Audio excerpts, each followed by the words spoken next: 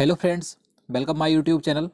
आज के इस वीडियो में हम बात करेंगे जो इंडियन करेंसी है उससे संबंधित कुछ महत्वपूर्ण क्वेश्चन देखेंगे, जैसे कि 200 रुपये के नए नोट के पीछे किसका चित्र अंकित है। इस प्रकार के जितने भी क्वेश्चन आपसे एग्जाम में पूछे जा सकते हैं, आज हम उन सभी को देखेंगे, तो इसलिए वीडियो को पूरा देखते रहिए। आज का हमारा पहला क्वेश्चन है, 50 रुपये के नए नोट के पिछले हिस्से पर किसकी तस्वीर छापी गई है। देखिए, जितने भी क्वेश्चन मैं आपके लिए इस वीडियो में लेकर आया हूँ करेंसी से संबंधित और कुछ क्वेश्चन करंट अफेयर्स के भी हैं, तो अगर आपको उनमें से किसी का भी आंसर पता है तो हमें कमेंट में बता सकते हैं। तो यहाँ पर इसका राइट आंसर ऑप्शन बी हो जाएगा, हम्पी।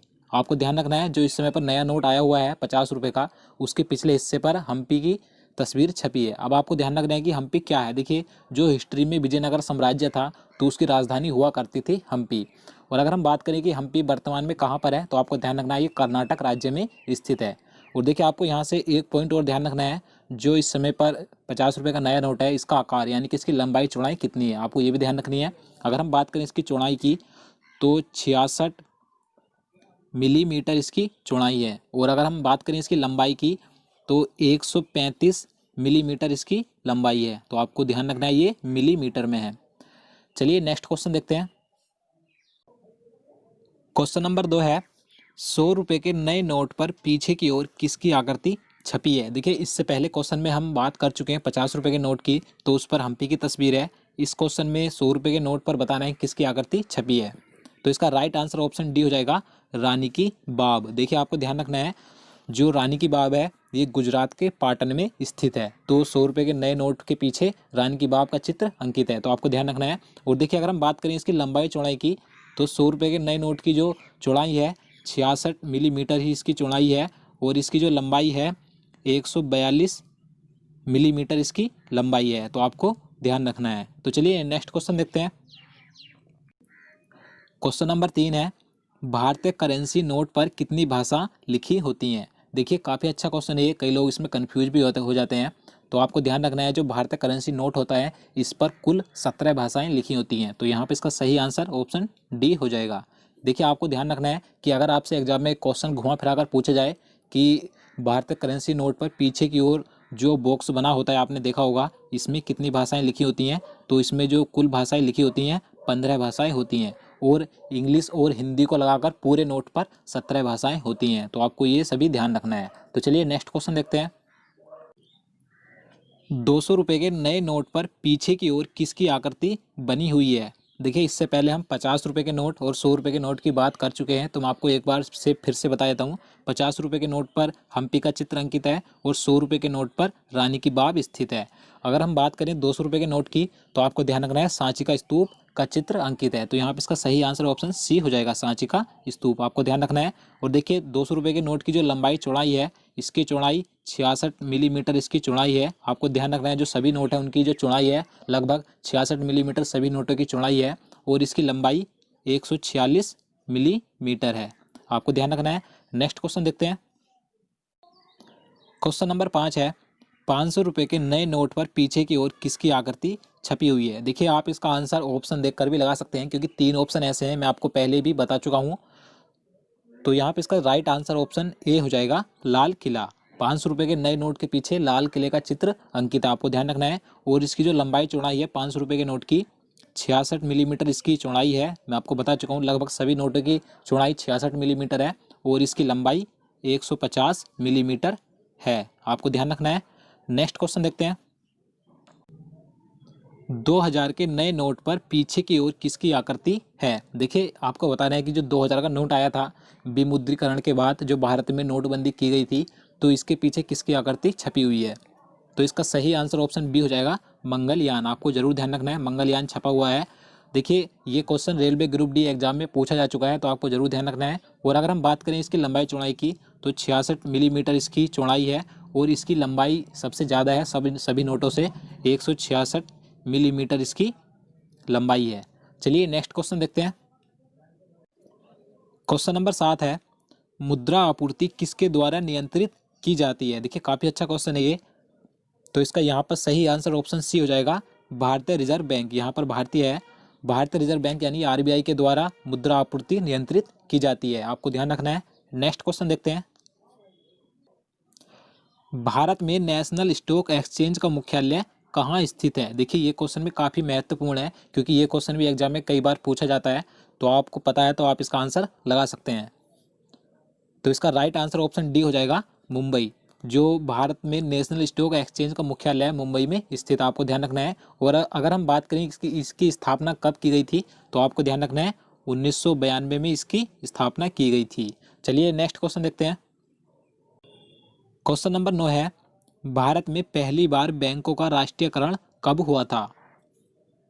तो इसका राइट आंसर ऑप्शन बी हो जाएगा 1969। आपको ध्यान रखना है 19 जुलाई 1969 को भारत में पहली बार बैंकों का राष्ट्रीयकरण किया गया था, और पहली बार 14 बैंकों का राष्ट्रीयकरण किया गया था। आपको ध्यान रखना है। नेक्स्ट क्वेश्चन देखते हैं। क्वेश्चन नंबर 10 है, वर्तमान में आरबीआई के नए गवर्नर कौन है? देखिए ये क्वेश्चन मैं आपको पहले भी करंट अफेयर्स के माध्यम से बता चुका हूँ, तो आपको पता होगा।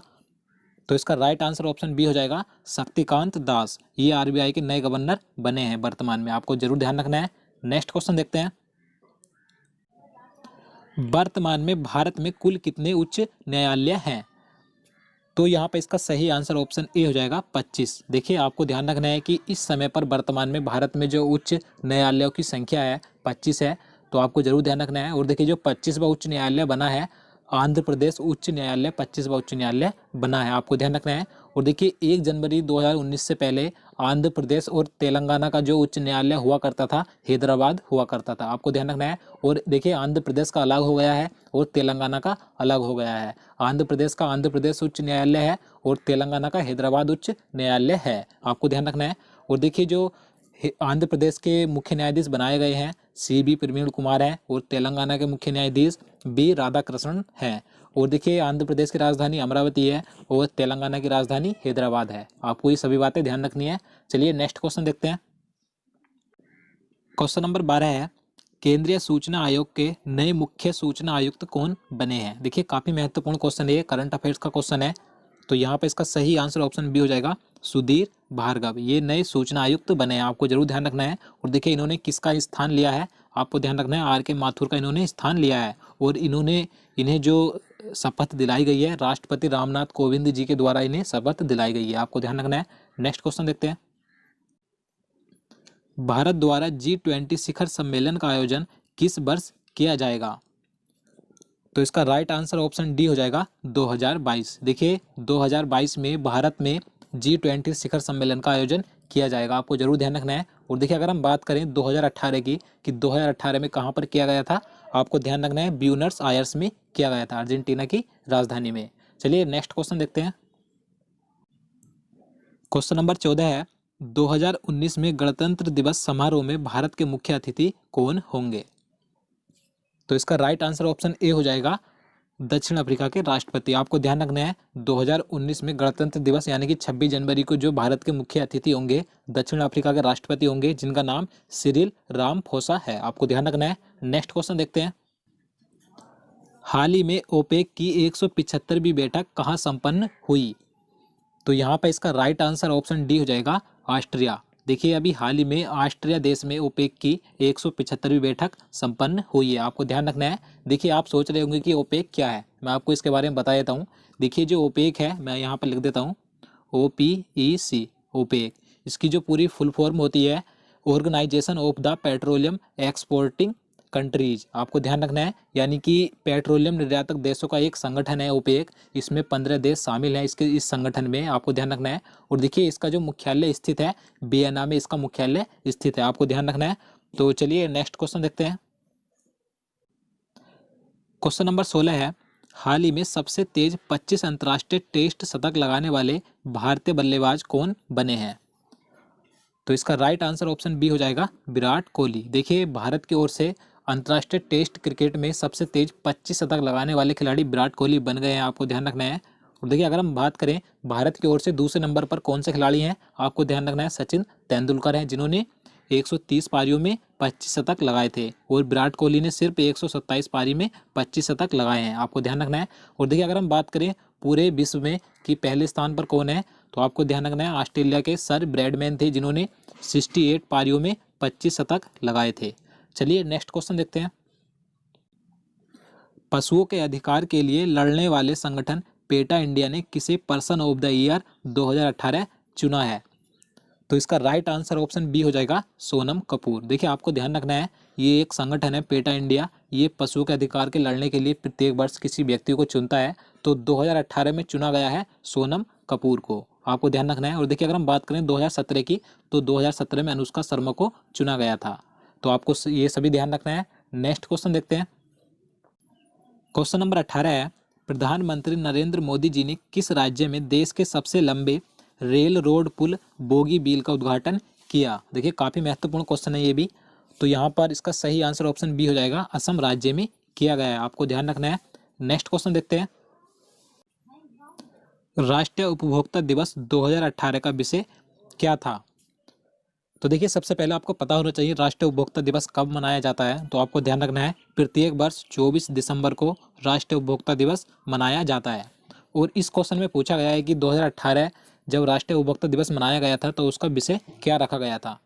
तो यहाँ पे इसका सही आंसर ऑप्शन ए हो जाएगा, उपभोक्ता शिकायतों के समयबद्ध निपटान करना। ये 2018 का विषय था, तो आपको ध्यान रखना है। नेक्स्ट क्वेश्चन देखते हैं। क्वेश्चन नंबर 20 है, भारत के किस राज्य में देश का पहला संगीत संग्रहालय स्थापित किया जाएगा? तो इसका सही आंसर ऑप्शन बी हो जाएगा, तमिलनाडु। देखिए तमिलनाडु राज्य में भारत का पहला संगीत संग्रहालय स्थापित किया जाएगा। तो ये भी काफ़ी महत्वपूर्ण क्वेश्चन है, तो आप इसे ध्यान रखिएगा। तो दोस्तों आज के लिए इतना ही। उम्मीद करता हूँ आपको वीडियो पसंद आया होगा। अगर आपको वीडियो अच्छा लगा हो तो वीडियो को लाइक जरूर करना और हमारे चैनल को भी जरूर सब्सक्राइब करना। और दोस्तों साथ ही साथ आप इस वीडियो को ज़्यादा से ज़्यादा शेयर कीजिए ताकि हम आपके लिए आगे भी इसी प्रकार के वीडियो ला सकें। तो चलिए मिलते हैं नेक्स्ट वीडियो में, तब तक के लिए नमस्कार।